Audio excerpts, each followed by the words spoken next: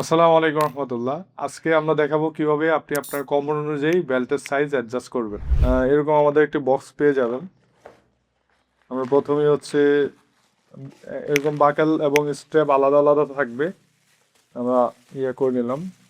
এই যে এখানে একটি লুপ থাকবে। প্রথমেই আমরা আমাদের কমর অনুপাতে আমাদের সাইজটা আগে মেপে নিব।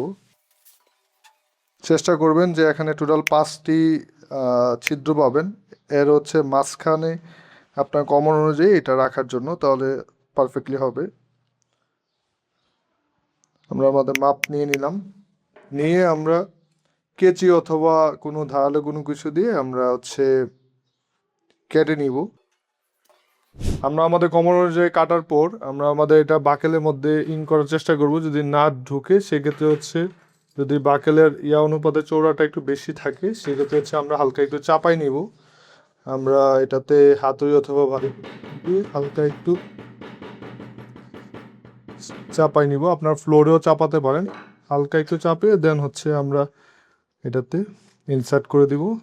এই যে আমরা ইনসার্ট করে দিলাম।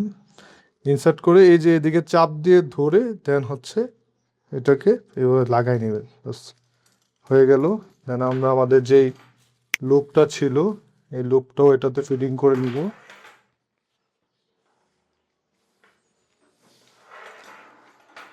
আমাদের কাটিং অ্যান্ড রিসাইজ করা কমপ্লিট। আপনি সেম নিয়মে আপনার অটো গিয়ার বেল্ট অথবা পিন বাকেল বেল্ট আপনি অ্যাডজাস্ট করে নিতে পারবেন। যেমন আমাদের এখানে একটি হচ্ছে অটো গিয়ার বেল্ট আছে, এটাও সেম প্রসেসে আপনি অ্যাডজাস্ট করতে পারবেন। এটা হচ্ছে রিভার্সিভ বাকেল। রিভার্সিভ বাকেলে যেটা অ্যাডজাস্ট করার জন্য আপনি যে এই যে পিছনের যেই হুকটা পাবেন, হুকটা বের করার জন্য আপনাকে এটাকে হালকা একটু টান দিতে হবে। হালকা একটু টান দিয়ে এই যে এটা একটু ঘোরালেই আপনি এটা ওপেন করার স্পেসটা পেয়ে যাবেন। দেন হচ্ছে রিভার্সিভ বেলগুলা আপনি দেন ইনসার্ট করে আপনি আবার লক করে ফেললে এটা হয়ে যাবে।